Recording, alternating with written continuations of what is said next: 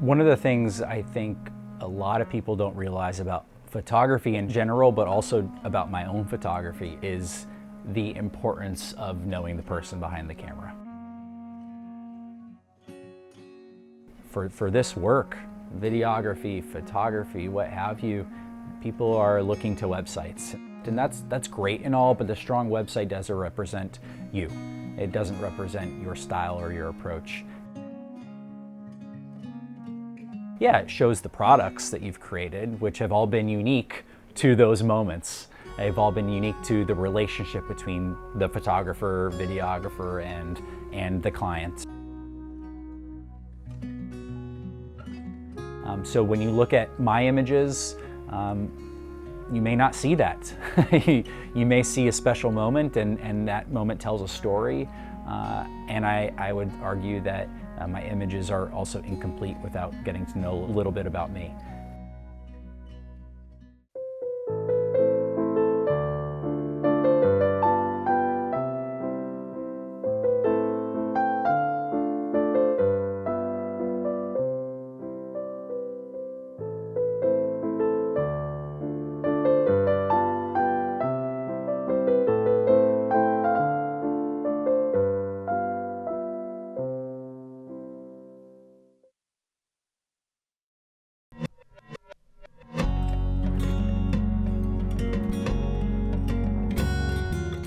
My name is Brett Hausler.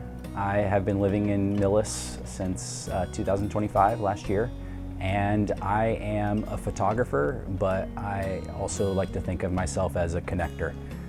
I really use photography to connect with people. I have been drawn to photography for a long time. I can't remember the first moment, but I will remember my first camera. My uncle was a photojournalist for much of his career, and when he lived out in Kansas. My dad's from Kansas, that whole side of the family, and my gift from that side of the family was to go out and visit Kansas.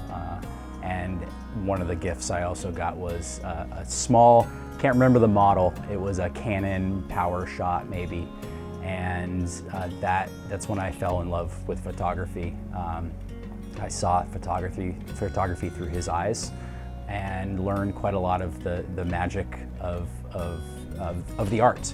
Not inserting myself into a scene, but really taking things for what they are and capturing moments that are real.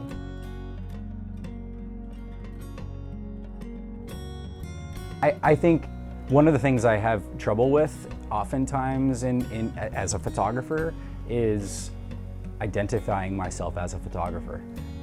That's why earlier on sharing that I'd like to see myself as a connector is that my camera is just a tool. My camera is what allows people to let me step into their space. And it's a tool where I can use to reflect, like real honesty. I was standing here and I took this image. This was my vantage point, my perspective, and I can learn from that.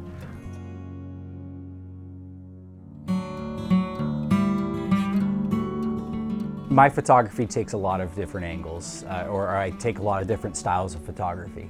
I love street photography because it's low barrier. Anyone can do it. Even you take out your phone, anyone can be a street photographer. It's the art of noticing. In that style, oftentimes if I'm in a position where I don't want to leave the house and go out and walk around, that's the best time to do it. My photography style is unique because it really takes a documentary-esque approach.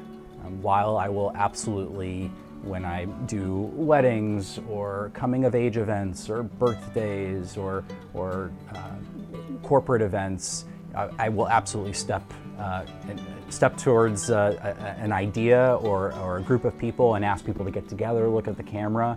But before I did that, I took 5-10 photos from different angles, people smiling, laughing, where they didn't even know I was there.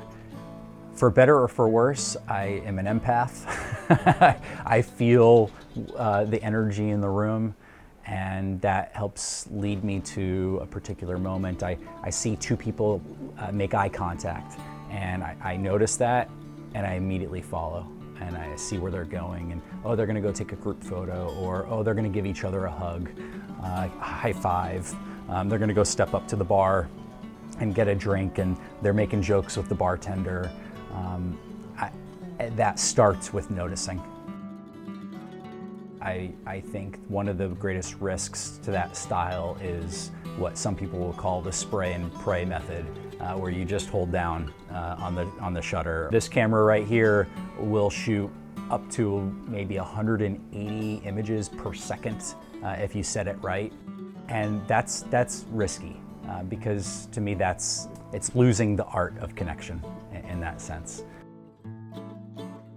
The approach that I take is every camera I have is it's single shutter, so single image at a time. I have to press the shutter every time, the shutter button every time I want to take an image, and that puts me in a place where I have to think often about what's in front of me. And I like to think in layers. Of course, there's going to be many images I can't capture, something in the foreground, something in the middle, something in the back, and that's okay, especially if there's a special emotion that I'm seeking to capture.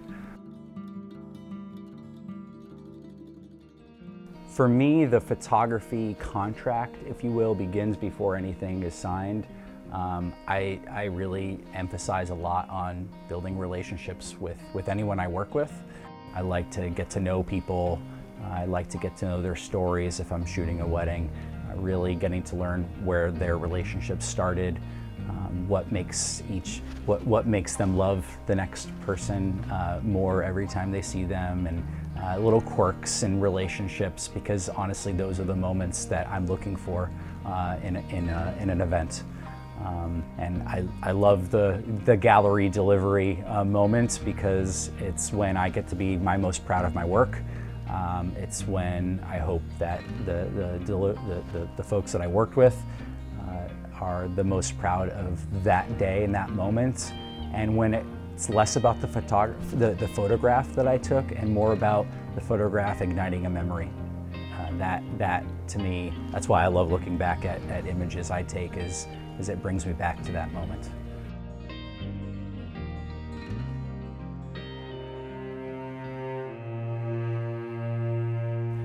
The stress in wedding photography, or really any event photography, is real.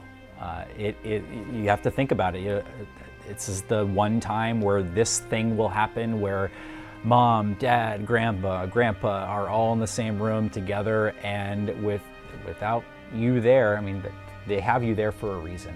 I'd show up at an event and I would say, from the beginning to end, my heart rate was very close to 100. And my resting heart rate today is not that. And it was because of my nerves. And as I did more and saw the work that I was producing, I looked and said, wow, like I actually did this, and this wasn't so bad. And so, yeah, there's that moment or moments where I'm leaning up to picking up my camera bag and walking out of the house to get in the car and drive to wherever I'm going. And those moments are stressful. And once I do it, I know, at least in the last couple of years, I know that I've committed to this. It's what I want to be doing. It brings me back to the ground level.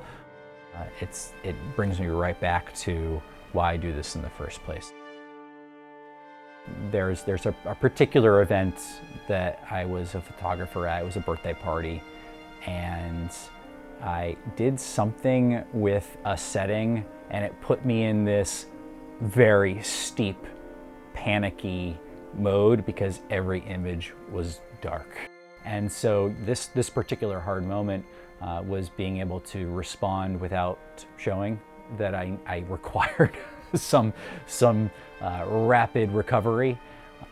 I don't think many people have that skill, especially in the art of photography, and so I think that It's part of the reason why a lot of people won't go out and start trying to get clients. I think anyone could do it, but it's that hurdle of being able to recover in moments that are difficult and challenging. Post-production is one of the reasons why it's hard for me to pick up the camera. I know a lot of people feel that way, especially not doing this full time. There's limited budget and there's limited time. Sometimes I'll use a preset filter, but I've found even with the presets, it takes quite a lot of time to really hone in, your color grading and the lighting. I'll often find in those moments where I should have had the shutter speed a little faster, a little slower, given the environments, and that's where I'm my most harshest. Is, oh man, why didn't I do that? I believe that while I may, I know I will show up confident wherever I go, but I also will often struggle to just get to that point. That tension, that moment between not having any camera in my hand to having a camera in my hand may be one of the most hard moments for me. And since COVID, have become more aware of those hard moments in my life and the impact that it has. I would say probably prior to COVID, I would often suppress, just ignore hard moments in life and say that everyone has this, but that also didn't give me the credit of going through that. To me, what's hard is putting myself in a position where I am mindful and present in that moment, and it's a joy. I love it when it's happening, but I will ignore, or I'll push it off. So I'll go through these bouts of being obsessive about my camera and my photography, and in those moments I'm actually having a really hard time in my personal life, and so I use it, I latch onto it because it brings me back, it grounds me. When I had my first camera, it was one single SD card in the camera, and I'm looking through, and I don't know what it's going to capture until I take the image. And it did have an LCD screen on the back, so at least I saw, and I could make some adjustments. Up to now, where this camera, I'm seeing what I'm going to get. So I do deeply appreciate the growth of the photography industry. But there's AI features out there and tools out there. I will mostly use AI for denoising a very high noise image without making it look like a cartoon. I see a lot of images out there that are very clearly fake, and that's I think there's a lot of industry issues where my images, the next photographer's images, are being used to train someone's recreations, and then they hire that photographer because of the beauty, and that's where I go back to. It's not just about the images, it's also about the artist and the relationship that you build. So yeah, really helpful tools and technology growth out in the field, and I think it also always comes down to you and me sitting in a room and having a conversation. There's a photograph that I have from, I want to say it was around June 2020. May or June 2020. We don't have to go into what was happening in the world. We can all think back to those moments. I was living in New Jersey at the time, and right along the Hudson River, and that was when I picked my camera back up after some time. It was quiet, nothing really happening on the streets, and that's when I believe where my love of street photography came back into being. Because there weren't many people. There's an image that comes to mind where a kid was running through these water jets in the ground, and when there's water vapor in the sky, you hit the sun just right, there's a rainbow, and that moment is so special because the world had been locked down for so long, and just to get out, that sense of freedom of being able to go out and just experience the heat, and to be with good company. I'm so glad I walked out of the house and captured that image, because it's a nice memory. With my career being in the nonprofit space, I often turn to any organization, including my own, our mission, vision, and values. And what I found as relevant to my work in photography is that it's equally important to have a photographer's mission, vision, and values. That is what drives my exercise in this art. It's always being able to come back to my why, my purpose, and whether that is making connections with people, or even more importantly to me, being mindful in that moment. I think anyone wants a photographer to step into the room who's there and not at the next wedding or at the next event. People want them to show up and to be just as present as they are, so they don't have to think about the person with the camera. And coming back to that sense, that mission, vision, and the values that I lead with are what drive my work and will take me into the next phase of my photography. If money was not a concern, I would likely still do everything that I'm doing from start to finish.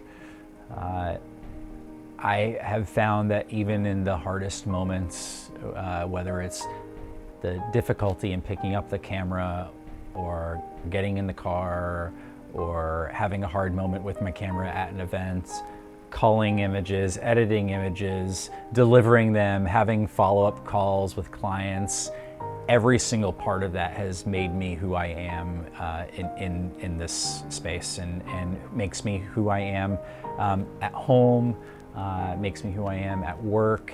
That I learn from those experiences, and without that friction, I think I can't become a better photographer.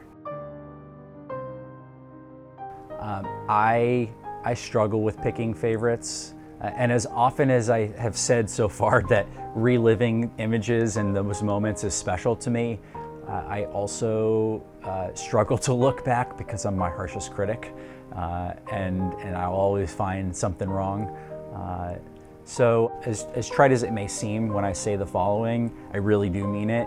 My best photo is the next one, because that to me is why I even have the camera, is going out and being mindful, being present, making connection. It's about the photographs, but it's also about the moment that I was in that gave me the pleasure of being able to hold my camera. I would say one of the beauties of photography is not just taking pictures, but it gives you a lens into how you're seeing the world. And in hard times in my life, the image we talked about already with the rainbow, like, I was seeking those moments in a time where the world was not seeing them. And so to use photography to notice those things when we might ignore or suppress was important for me, because we all need a little bit of hope.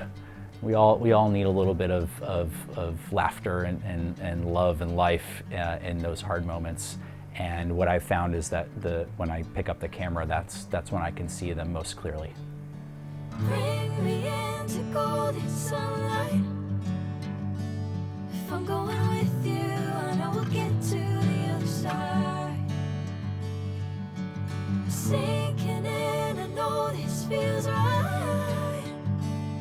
Catching a breeze, love moving through me like a wildfire, like a wildfire. I never really got into film photography until recently. When my first camera being this Canon power shot. I don't use Canon, so I always forget the model. And I'm sure that's going to make someone unhappy, so that's okay.